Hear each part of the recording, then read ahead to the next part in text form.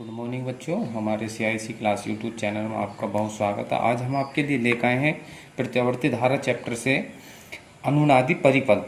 अनुनादी परिपथ क्या होता है? देखो, इसका क्वेश्चन बोर्ड एग्जाम में इस प्रकार आता है कि श्रेणी अनुनादी परिपथ के लिए सिद्ध कीजिए कि अनुनाद की स्थिति में धारा तथा विभवांतर समान कला में होता है। तो सबसे पहले हम लिखेंगे अनुनादी परिपथ क्या होता है। देखो, अनुनादी परिपथ क्या होता है, हमने अनुनाद की घटना पढ़ी होगी 11वीं में। अनुनाद की घटना क्या होती है? जब किसी वस्तु की स्वाभाविक आवृत्ति उसकी वास्तविक आवृत्ति के बराबर होती है तो उस घटना को हम अनुनाद कहते हैं। ठीक इसी प्रकार यहाँ पे अनुनादी परिपथ होते हैं। जैसे उसमें हमने बताया था कि स्वाभाविक आवृत्ति वास्तविक आवृत्ति के बराबर होती है, इसी प्रकार परिपथ में भी होता है। देखो क्या होता है अनुनादी परिपथ? वह परिपथ जिसमें आरोपित वोल्टेज की आवृत्ति परिपथ की स्वाभाविक आवृत्ति के बराबर होती है तो परिपथ अनुनादी परिपथ कहलाता है। ठीक है ना, यानी कि वह परिपथ जिसमें आरोपित वोल्टेज की आवृत्ति परिपथ की स्वाभाविक आवृत्ति के बराबर होती है तो परिपथ अनुनादी परिपथ कहलाता है। जैसा अनुनाद होता है वैसे ही ये अनुनादी परिपथ हो जाता है।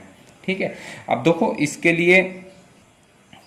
लिए क्या होता है कि इसमें वोल्टेज और धारा I जो है समान कला में होते हैं। क्या होते हैं? यानी कि वोल्टेज V व धारा I क्या होती है? समान कला में होते हैं। जब समान कला में होंगे तो इनके लिए क्या बोलते हैं, कोस कालांतर कितना होगा? फाई का मान 0 हो जाएगा। कालांतर कितना होगा इसमें? 0, जब समान कला में होंगे। अब देखो हम जानते हैं परिपथ की प्रतिबाधा कितनी होती है। Z बराबर किसकी?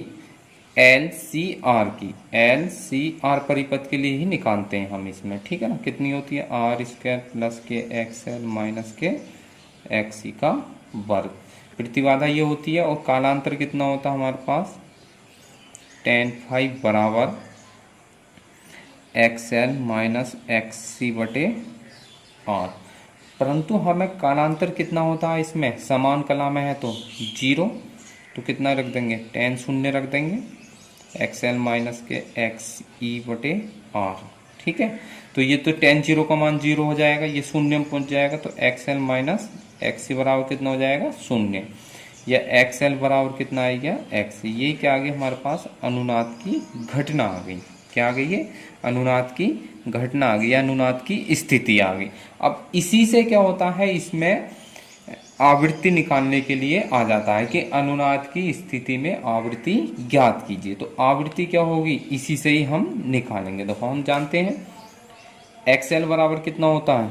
Omega L। आवृत्ति का सूत्र ज्ञात कर रहे हैं। XL बराबर ओमेगा L, XC बराबर 1 ओमेगा C होता है। इस ओमेगा को इधर ले आए, L को इधर ले आते हैं तो कितना हो जाएगा? ओमेगा का वर्ग हो जाएगा, क्योंकि ओमेगा भाग में है, गुणा में जाएगा, ये गुणा में है, ये भाग में जाएगा। 1 क्या बोलते हैं? L into C। या ओमेगा बराबर कितना हो जाएगा हमारे पास? कितना लिख लेंगे ओमेगा बराबर? वर्गमूल ले लेंगे तो √L इंटू C हो जाएगा। ठीक है ना, वर्गमूल लेंगे इसका। जब वर्गमूल लेंगे तो इधर क्या हो जाएगा? करनी हो जाएगी ये, और इधर का वर्ग हट जाएगा। अब क्या करना है हमें? हम जानते हैं ओमेगा बराबर कितना होता है? 2πn। परंतु प्रत्यावर्ती धारा में आवृत्ति को कैसे लिखते हैं हम? F से लिखते हैं। ठीक है ना, फ्रीक्वेंसी। तो F के स्थान पे कितना रख देंगे हम? 2π। ओमेगा के स्थान पे 2πf 1/√L इंटू C। या F बराबर कितना आ जाएगा? 1/2π√L into C। ये क्या आ गया हमारे पास? अनुनादी परिपथ की आवृत्ति निकल के आ गई। क्या आ गई? अनुनादी परिपथ की आवृत्ति। इसी पे आधारित एक क्वेश्चन आ जाता है, अनुनादी आवृत्ति पर आधारित। अब तो कोई इसकी विशेष स्थितियां हो जाती हैं, विशेष स्थिति पढ़ लेते हैं। 1-2 आ जाती है। जैसे कि हम जानते हैं कि अनुनादी स्थिति में प्रेरक प्रतिघात और धारितीय प्रतिघात क्या होते हैं? बराबर होते हैं। क्या होते हैं? पहली स्थिति हो गई। प्रेरण प्रतिघात और धारित प्रतिघात क्या होते हैं, बराबर होते हैं। ठीक है ना। दूसरी कंडीशन क्या हो जाएगी इसके बीच कि प्रतिबाधा जो होती है उसके प्रतिरोध के बराबर होती है। कैसे होती है, देखो यहाँ से आते हैं हम, ये सूत्र था हमारे पास, प्रतिबाधा हमने निकाली है, जानते हैं Z बराबर कितना हो जाएगा, R² प्लस XL माइनस, अब देखो XL XC बराबर, तो XC के स्थान पे XL रख सकते हैं, हम रख सकते हैं नहीं, XL से XL कट जाएगा, तो Z बराबर कितना हो जाएगा, √R², या Z बराबर कितना आ जाएगा, R। तो इससे हमें क्या पता चल रहा है कि अनुनादी स्थिति में प्रतिबाधा जो होती है वो प्रतिरोध के बराबर होती है। ठीक है नहीं, दो कंडीशन ही बहुत होती हैं आपके लिए, ये दो ही याद रखना है, इसमें इसी पर आधारित यही लिखने के लिए आ जाती हैं। ठीक है ना।